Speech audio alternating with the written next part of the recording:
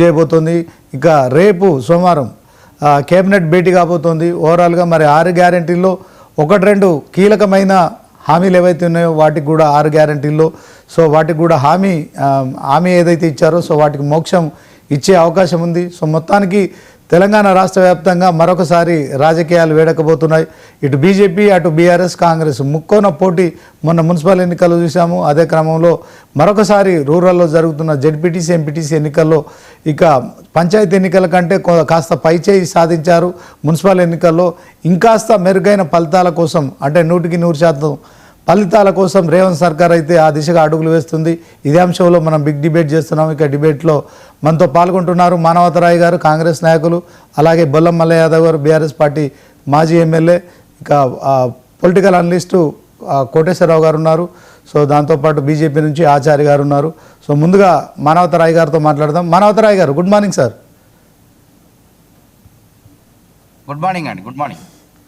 మొత్తానికి తెలంగాణ సీఎం రేవంత్ రెడ్డి మరి జాతీయ కాంగ్రెస్లో కాస్త ఉత్సాహాన్ని నింపే పనిలో ఉన్నట్టు స్పష్టమవుతుంది. ఎందుకంటే తెలంగాణ మంత్రులు, సీఎం అందరూ కూడా ఢిల్లీకి వెళ్ళడం, మొన్న జరిగిన మున్సిపల్ ఎన్నికల విషయంలో కేసీ వేణుగోపాల్తో కావచ్చు, తర్వాత మల్లికార్జున ఖర్గే, తర్వాత రాహుల్ గాంధీ వీళ్ళందరితో కలిసి మరి ఢిల్లీలో భేటీ కావడాన్ని ఎట్లా చూస్తారు, ఏం చెప్తారు సార్?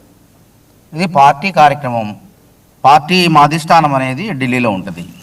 మా నాయకుడు, మా అధ్యక్షుడు మల్లికార్జున ఖర్గే, లోక్సభ పక్ష నాయకుడు రాహుల్ గాంధీ, ఇక్కడ ఉన్నటువంటి పిసిసి అధ్యక్షుడు, కాంగ్రెస్ మంత్రులు, అంటే వాళ్ళు మంత్రులైనంత మాత్రాన, ముఖ్యమంత్రి అయినంత మాత్రాన వాళ్ళు పార్టీలో భాగస్వామ్యం కాబట్టి భవిష్యత్తులో ఏ విధంగా దేశవ్యాప్తంగా కాంగ్రెస్ పార్టీ ముందుకు పోవాలి, తెలంగాణలో వచ్చిన ఫలితాలు, తర్వాత ఆ ఫలితాల విజయ పరంపర ఏ విధంగా భవిష్యత్ ఎలక్షన్లో కొనసాగించాలనే అంశాలపై చర్చ జరిగారు.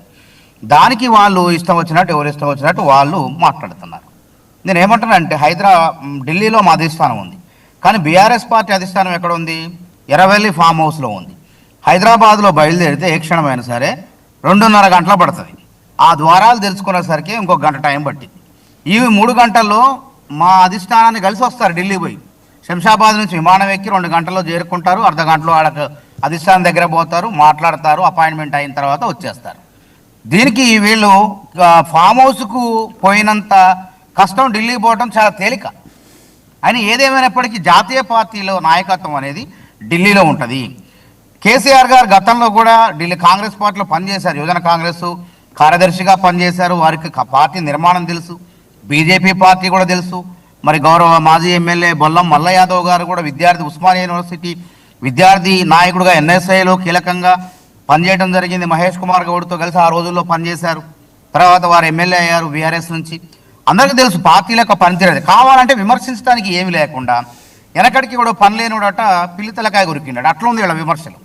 ఎక్కడ దేని విమర్శ చేయాలో, దేని విమర్శ చేయకూడదో కూడా ఇంగిత జ్ఞానం మర్చిపోయి వాళ్ళు మాట్లాడుతున్నారు. తర్వాత ఇలా తెలంగాణ అనేది కీలకం కాబోతుంది ఢిల్లీకి. అంటే రేపు రాహుల్ గాంధీ ప్రధానమంత్రి పీఠం చేపట్టడానికి తెలంగాణలో ఉన్న 16-17 సీట్లు అయినప్పటికీ ఇక్కడ ఉత్తేజాన్ని దేశవ్యాప్తంగా నింపడానికి రేపు క్రియాశీలకంగా ముఖ్యమంత్రి రేవంత్ రెడ్డి పనిచేయబోతున్నారు. అదేవిధంగా గతంలో కూడా వైఎస్ఆర్ ఉన్నప్పుడు ఇక్కడ ఉమ్మడి రాష్ట్రంలో 30 స్థానాలు, కర్ణాటక అన్ని కలిపితేనే ఆ రోజు యూపీఏ అధికారంలోకి వచ్చింది. అట్నే రేపు తెలంగాణలో విజయాల పరంపరతో దేశవ్యాప్తంగా కాంగ్రెస్ పార్టీ గెలిచే విధంగా వ్యూహాలు, ప్రతి వ్యూహాలతో ప్రత్యర్థుల ఎత్తులను చిత్తు చేసే విధంగా రేవంత్ రెడ్డి గారు తెలంగాణ రాష్ట్రం క్రియాశీలకం కాబోతుంది. ఆ రోజు ఇందిరాగాంధీ గారు